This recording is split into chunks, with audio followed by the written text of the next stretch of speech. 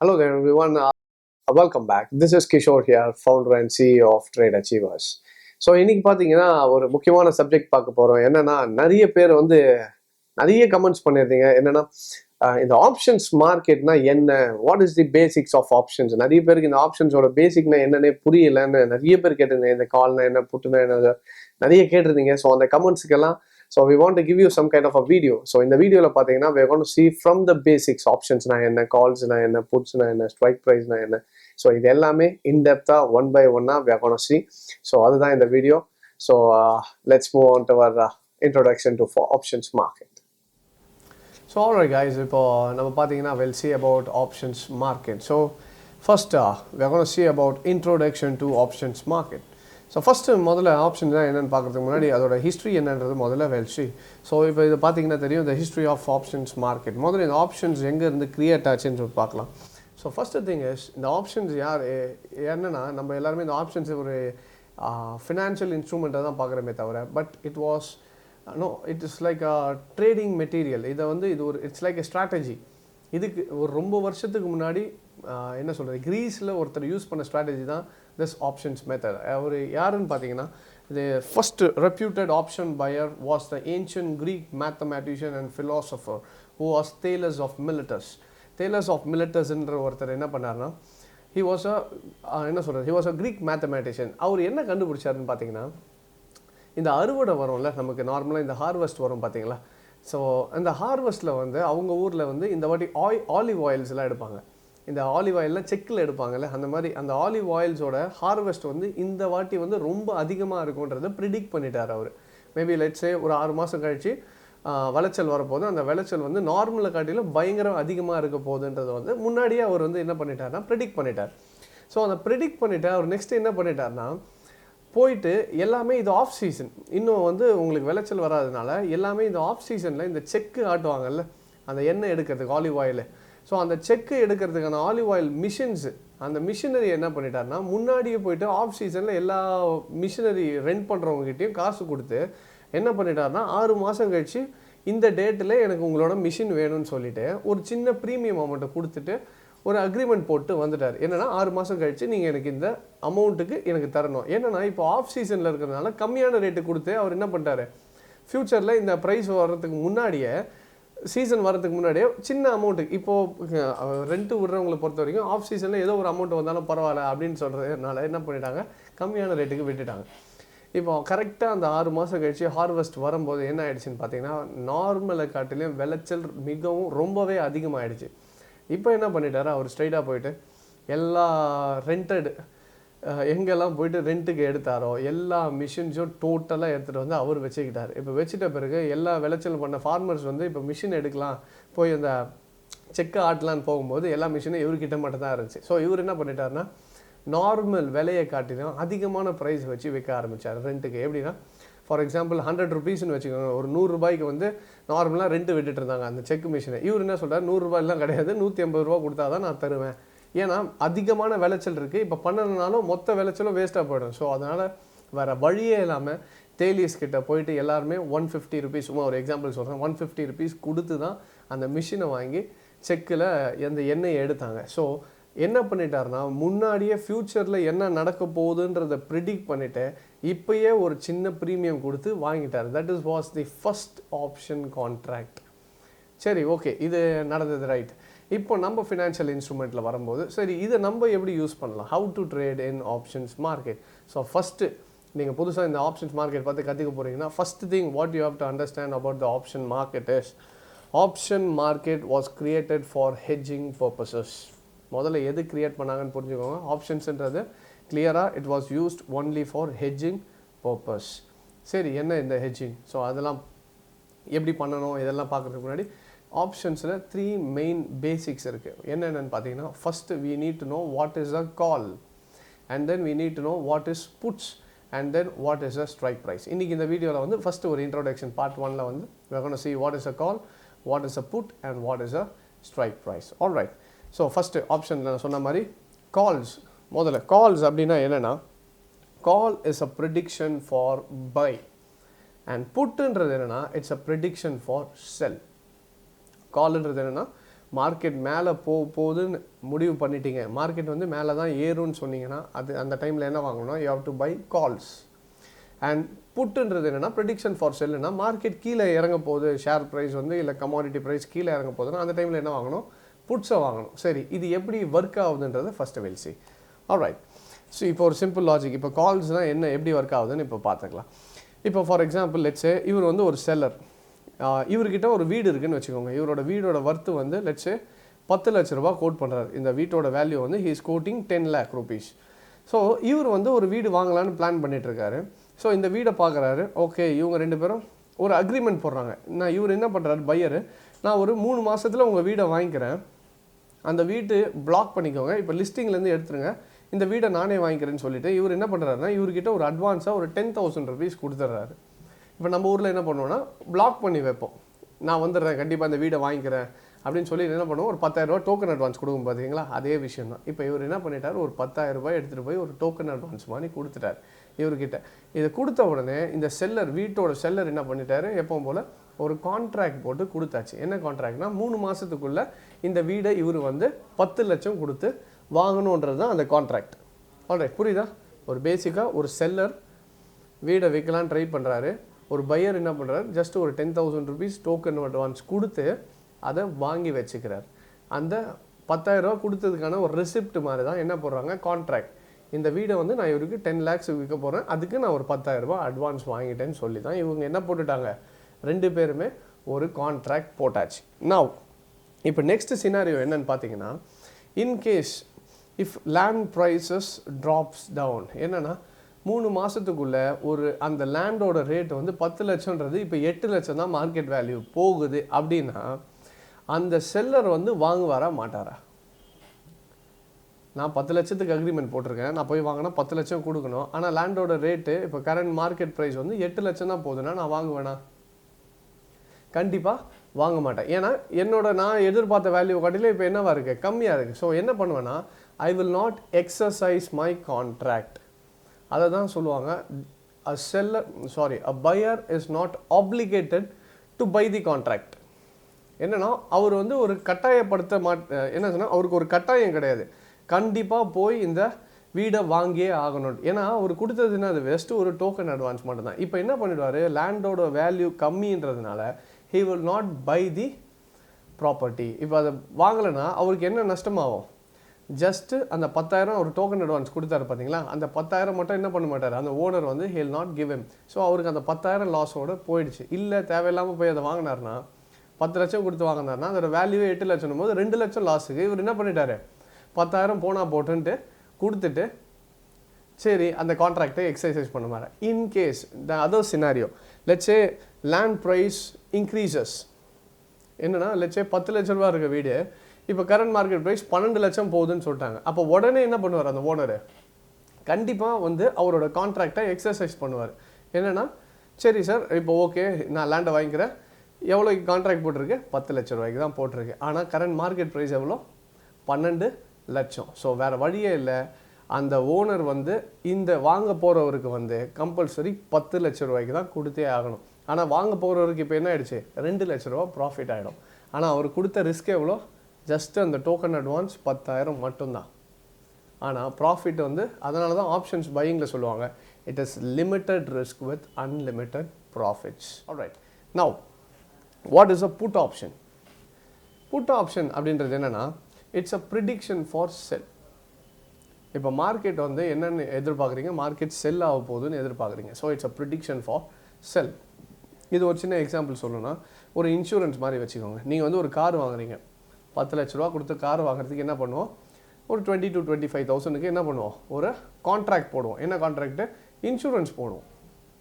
ஏன்னா இன்கேஸ் என்னோட காருக்கு ஏதோ ஒரு ஆக்சிடென்ட்டோ இல்லை ஏதோ டேமேஜோ ஆகிடுச்சுன்னா என்ன ஆகும், ஆட்டோமேட்டிக்கலி இன்சூரன்ஸ் கம்பெனி எனக்கு என்ன பண்ணுவாங்க, கிளைம் கொடுப்பாங்க. கரெக்ட். ஸோ அந்த காருக்கு ஒரு சின்ன அமௌண்ட் ப்ரீமியமுக்கு என்ன பண்ணுறோம், we are trying to buy insurance.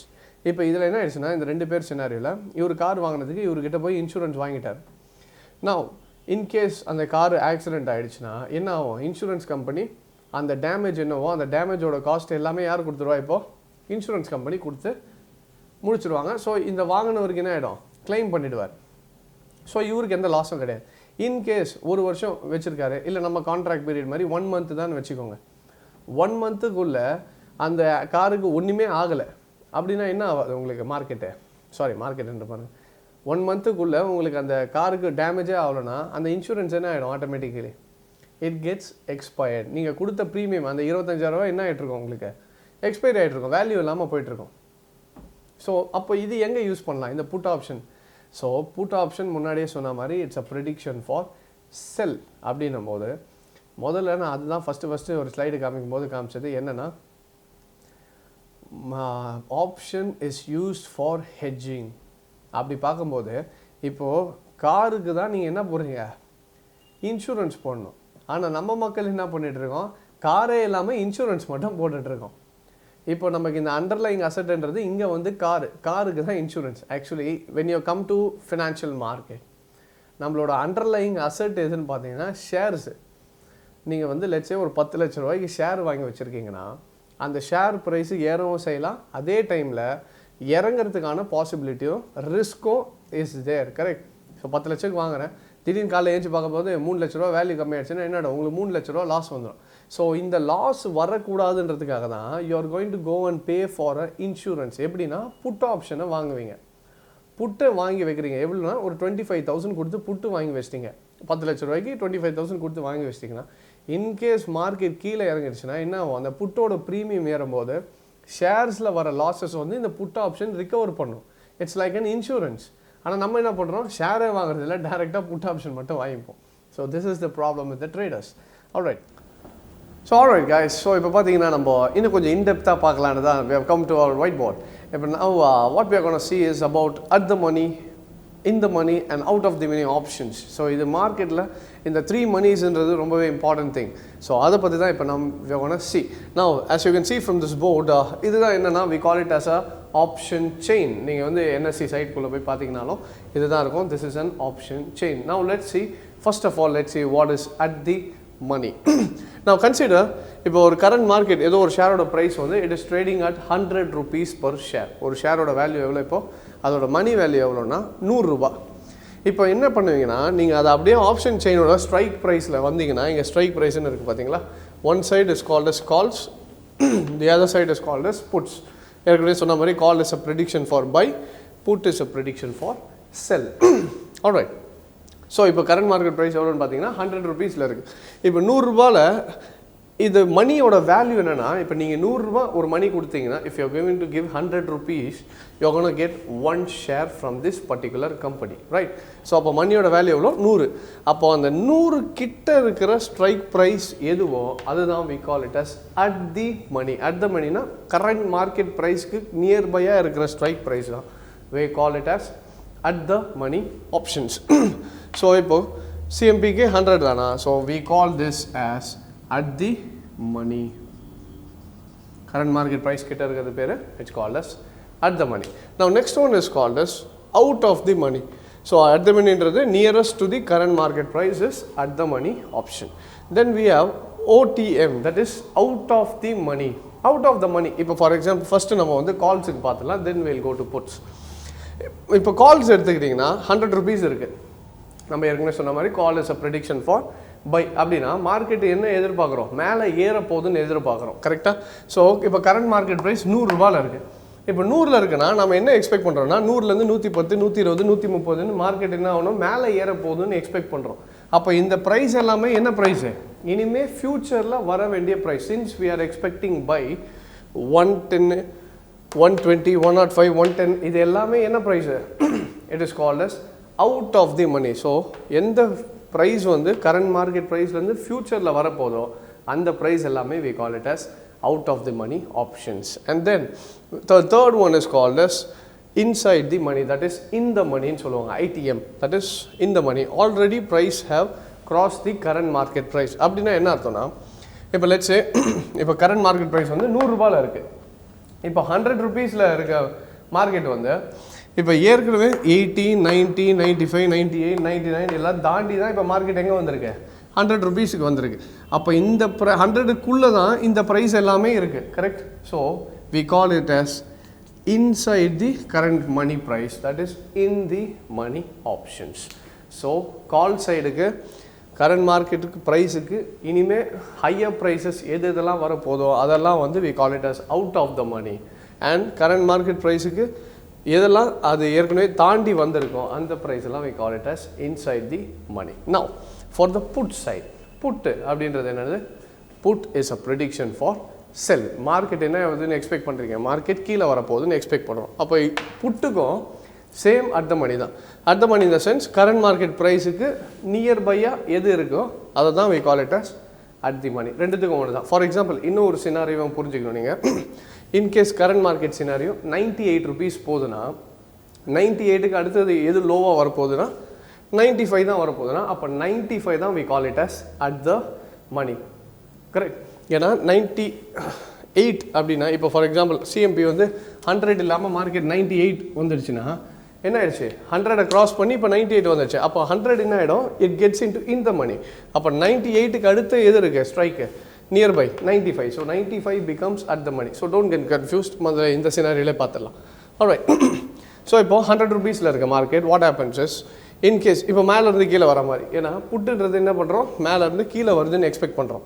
இப்போ 100 rupeesல இருக்கும்போது கீழே வரப்போதுன்னு ப்ரிடிக்ட் பண்ணால் 90, 95, 98, 80, 85 இது எல்லாமே என்ன ப்ரைஸஸ், ஃபியூச்சர் ப்ரைஸஸ். இனிமேல் தான் மார்க்கெட் கீழே வரப்போகுது. ஸோ மார்க்கெட்டுக்கு ஃபியூச்சரில் வரப்போகிற ப்ரைஸஸ் எல்லாமே என்ன price, it is out of the money. So these are out of the money. இது at the money. And current market price இப்போது மார்க்கெட் மேலே இருந்து தான் கீழே வந்திருக்கு. கரெக்டாக 120, 115, 112, 114 எல்லாம் தாண்டி தான் இப்போ மார்க்கெட் எங்கே வந்திருக்கு, 100 rupeesக்கு வந்திருக்கு. So it has already cross these prices. அந்த ப்ரைஸ் எல்லாம் தாண்டி தான் இப்போ எங்கே மார்க்கெட் வந்திருக்கு, கீழே வந்திருக்கு. So those prices are called as inside the money. So there are 3 types of money in the market. One is at the money, out of the money and in the money. Now what happens, இது எதுக்குன்னா இந்த சைடில் இருக்குது பார்த்தீங்களா, இது strike price. உங்கள் current market ப்ரைஸுக்கு மேலே இருக்கிற 5 digitsல எக்ஸ்ட்ரா ஆட் பண்ண மாதிரியும் கீழே இறக்குற மாதிரியும் தீஸ் ஆர் ஸ்ட்ரைக் ப்ரைஸஸ். இப்போ இந்த ஒரு ஸ்ட்ரைக்குக்கும் ஒரு ப்ரீமியம்ஸ் இருக்கும். இப்போ இந்த ப்ரீமியம்ஸ் தான் we have to buy. For example let's சே நான் இப்போ 100 rupeesல இருக்கிறேன். இப்போ மார்க்கெட்டை வந்து நான் என்ன எக்ஸ்பெக்ட் பண்ணுறேன்னா மார்க்கெட் வந்து will come to for example let's say put எடுக்கிறோம். மார்க்கெட் கீழே போகுதுன்னு ப்ரெடிக்ட் பண்ணிவிட்டு நான் என்ன பண்ணுறேன் 100 rupeesல இருக்கும்போது லெட்ஸ் சே 95 rupees புட்டு எடுக்கிறேன். நான் 100 rupeesலேருந்து என்ன பண்ணுறேன், ஐ எம் பையிங் 100 put.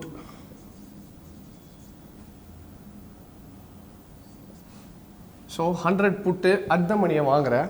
நான் என்ன எக்ஸ்பெக்ட் பண்ணுறேன் 90 rupees மார்க்கெட் போகும்ட்டு. இப்போ எவ்வளோக்கு வாங்குறேன், அந்த புட்டை 5 rupeesக்கு வாங்கிடுறேன். இந்த ப்ரீமியம் ப்ரைஸ் கொடுத்து வாங்கிட்டேன். இன்கேஸ் மார்க்கெட் நான் எக்ஸ்பெக்ட் பண்ண மாதிரி 90க்கு போயிடுச்சுன்னா முன்னாடியே சொல்லியிருந்தேன் நான் current market price minus the strike price. So CMP current market price minus strike price equal to premium. Current market price minus strike price பண்ணீங்கன்னா you get your premium at the day of expiry. அப்போ at the day of expiry 100 rupees இருக்க ஸ்ட்ரைக்கை எடுத்துருக்கீங்க. இப்போ market 90 ரூபா போயிடுச்சுன்னா ரெண்டுத்துக்கும் உள்ள difference எது, 10 ரூபா. அப்போ இந்த 5 ரூபாய்க்கு எடுத்த ப்ரீமியம் என்ன இருக்கும், it would have become 10 rupees. So அப்போ 5 ரூபாய் இன்வெஸ்ட் பண்ண இடத்துல இப்போ உங்களுக்கு எவ்வளோ ப்ராஃபிட் வந்திருக்கும், you would have made 5 rupees, another 5 rupees as profits. So the thing is you have to choose the right strike price. That is the most important thing. இப்போ என்னன்னா இப்போ நம்ம பார்த்த மாதிரி ஃபஸ்ட்டு கால்ஸ்னால் என்னென்னு பார்த்தோம். Calls is a prediction for buy, put is a prediction for sell. And then in the video என்ன பார்த்துருக்கோம், we have seen what is the strike price and we have seen what is at the money, in the money and out of the money options. So this is a basics of options market. நீங்கள் ஒரு options trade பண்ணலான்னு உள்ளே வரீங்கன்னா first இந்த basics தெரியணும். இது இல்லாமல் இது ஜஸ்ட் ஒரு பார்ட் 1 வீடியோ தான். இன்னும் நிறைய பார்ட்ஸ் விட போகிறோம். நெக்ஸ்ட் வீடியோவில் பார்த்தீங்கன்னா will be speaking about intrinsic value, extrinsic value, and then we are going to talk about how does market gets its values, அதுக்கப்புறம் எப்படி மார்க்கெட் வந்து டிகே ஆகுது, இந்த மாதிரி நிறைய விஷயம் இருக்குது ஆப்ஷன்ஸில். ஸோ அதெல்லாம் 1 by 1 we'll see. Alright. So and one more thing என்னன்னா எல்லாருமே ஓகே இப்போ இதை பார்த்தாச்சு அப்போ நெக்ஸ்ட் ஆப்ஷன்ஸில் போய் trade பண்ணலாமான்னா the problem is you need to know the price level. எப்படின்னா இப்போ இது 100லேருந்து 90 போகும்னு தெரிஞ்சாதான் நான் என்ன பண்ண முடியும், முதல்ல இந்த 90ல் இருக்க ஸ்ட்ரைக் ப்ரைஸை வாங்க முடியும். அப்போ ஃபஸ்ட்டு எனக்கு என்ன தெரியும்னா மார்க்கெட் எங்கே போக போகுதுன்றது தெரியணும். ஜஸ்ட்டு ஆப்ஷனை மட்டும் தெரிஞ்சுக்கிட்டு அப்படியே போய் இன்வெஸ்ட் பண்ணுறது கிடையாது. You need to know where the market is going to go. ஃப்யூச்சரில் மார்க்கெட் எங்கே போகுதுன்றது தெரிஞ்சால் தான் நீங்கள் என்ன பண்ண முடியும், ஆப்ஷனே ட்ரேட் பண்ண முடியும். அதுக்கு என்ன தேவைன்னா first you need to know where the market is going to go. So அதுக்காக தான் at Trade Achievers we teach people what is markets condition. எப்படின்னா how to use technical analysis. இப்போ டெக்னிக்கல்ஸ் வச்சு யூஸ் பண்ணிங்கன்னா தான் என்ன தெரியும், மார்க்கெட் 100லேருந்து 110 போதா, 110லேருந்து இல்லை 90 போதான்றது டெக்னிக்கல்ஸில் தான் அனலைஸ் பண்ண முடியும். அதுதான் ப்ரைஸ் ஆக்ஷன் ட்ரேடிங்னு சொல்கிறது.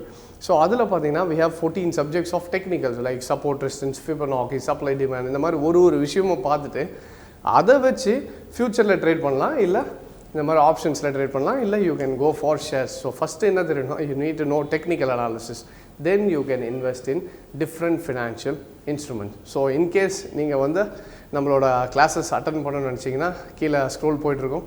ஸோ இந்த நம்பர்ஸில் வந்து you can contact them and register. So இந்த வீக் பார்த்தீங்கன்னா நம்ம கம்மிங் தேர்ஸ்டே வந்து நமக்கு ஃபுல் டே கிளாஸ் வந்து கோயம்புத்தூரில் இருக்குது. அண்ட் கம்மிங் சாட்டர்டே வந்து நமக்கு ஃபுல் டே கிளாஸ் இன் சென்னையில் இருக்குது. ஸோ இன்கேஸ் நீங்கள் என்ரோல் பண்ணணும்னு நினச்சிங்கன்னா கீழே இருக்க ஸ்க்ரோலில் இருக்க நம்பர்ஸ் கால் பண்ணி you can register. Alright. So I think இந்த வீடியோ பார்த்தோன்னே கொஞ்சம் ஓரளவுக்கு இப்போ ஆப்ஷன்ஸ்னால் என்ன நிறைய பேர் கமெண்ட்ஸில் கேட்டிருந்தீங்க, ஆப்ஷன்ஸ் பற்றி சொல்லுங்கள், பேசிக்ஸ்னால் என்னன்ட்டு. ஸோ உங்கள் எல்லாருக்குமே இந்த ஆப்ஷன்ஸோட பேசிக் இப்போ என்னன்றது ஓரளவுக்கு புரிஞ்சிருக்கும்னு நினைக்கிறேன். So still more to come. So ரொம்ப நேரம் வெயிட் பண்ணதுக்கு thank you very much for joining. Thank you. Take care.